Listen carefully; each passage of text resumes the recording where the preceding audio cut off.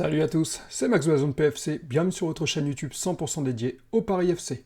Aujourd'hui vidéo Actu PFC, le format de vidéo que tu connais où je te parle de l'actualité du Paris FC en 5 minutes. Mais avant que la vidéo ne commence, n'hésite pas à t'abonner à la chaîne pour en apprendre plus sur l'actualité du Paris FC. Mets-moi un petit j'aime pour m'encourager et encourager le référencement. Et dis-moi en commentaire ce que tu penses de l'actualité du Paris FC en ce moment. Allez, on est parti pour la vidéo.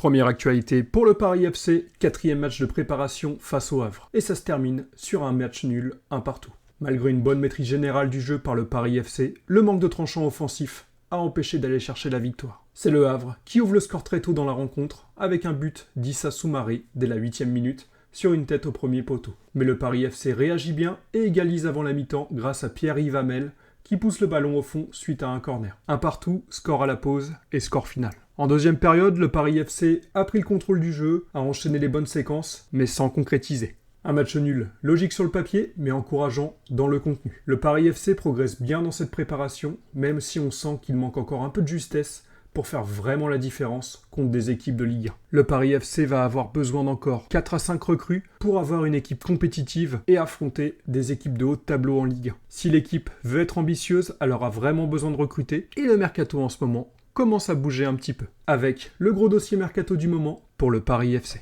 En effet, le Paris FC est plus que jamais sur le dossier Amadou Haïdara, le milieu malien du RB Leipzig. Et là, on a une information capitale qui est sortie récemment.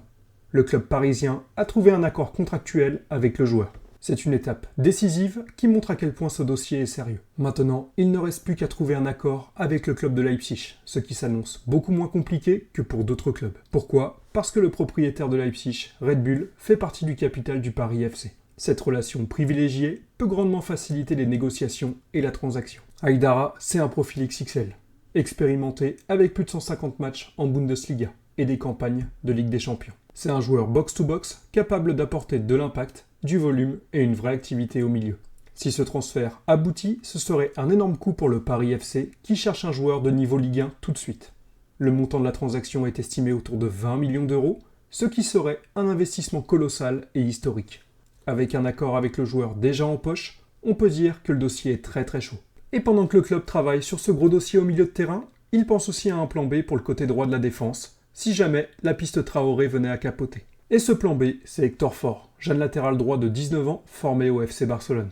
Il a connu ses premières apparitions avec l'équipe première cette saison, souvent comme doublure de Jules Koundé sur le côté droit. Un profil prometteur, international espagnol U19, capable d'apporter un dynamisme constant sur son côté droit, un peu à la manière d'un latéral moderne qui ne ménage pas ses efforts, tout en conservant une excellente qualité de passe et de centre. Pour le Paris FC, c'est une piste qui coche pas mal de cases. Jeune, talentueux, gros potentiel de revente. Mais surtout, plus en phase avec le projet global du club qu'un joueur expérimenté comme Traoré, qui reste une valeur sûre, certes, mais qui sort d'une grosse blessure et qui a déjà dépassé la trentaine. Si jamais l'accord final avec Amadou Traoré ne se fait pas, la piste Ford pourrait s'activer sérieusement dans les prochains jours. En parlant de défense, le Paris FC ne s'arrête pas là. Le club explore toujours ses options pour renforcer sa charnière centrale, avec une piste, elle aussi, très ambitieuse. Selon plusieurs sources, le Paris FC surveille de près Sékou Niakhaté, défenseur central malien de 25 ans, qui évolue actuellement à Braga, au Portugal. Formé en France, passé par Valenciennes ou encore Guingamp, il a explosé ces 2 dernières saisons au Portugal. Solide physiquement, gaucher, très à l'aise à la relance, c'est un profil complet et moderne, avec de vraies qualités de leader défensif. Cette saison,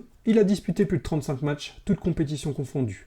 Et il s'est aussi imposé avec la sélection du Mali. Mais c'est aussi une piste très ambitieuse pour le Paris FC, car le joueur est estimé autour de 10 à 12 millions d'euros et il est suivi par plusieurs clubs en France et à l'étranger, notamment Marseille, Lille ou encore le Werder de Brême. Un gros point d'interrogation tout de même sur ce dossier, Otavio est récemment arrivé au Paris FC pour 17 millions et lui aussi est gaucher. Est-ce que selon vous, cette piste est vraiment cohérente pour le club ? N'hésite pas à me le dire en commentaire. Enfin, pour boucler ce mercato, on va parler d'un attaquant. Après les gros dossiers défensifs, le Paris FC explore également une piste offensive très jeune et prometteuse. Il y a quelques médias qui parlent de ça. Ils rapportent que le Paris FC s'intéresserait au jeune attaquant Franculino Djou, international bisso-guinéen de 20 ans.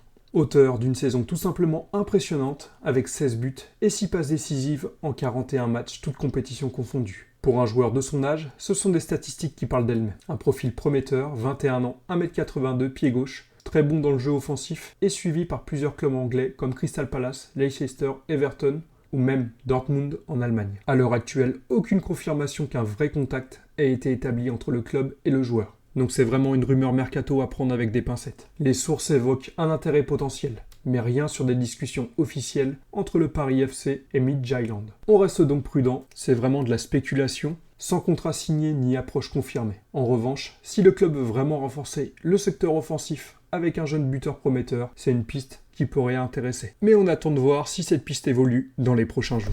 Voilà, c'était tout pour l'actualité du Paris FC cette semaine. N'hésite pas à me dire en commentaire ce que tu penses des pistes Aïdara et Faure.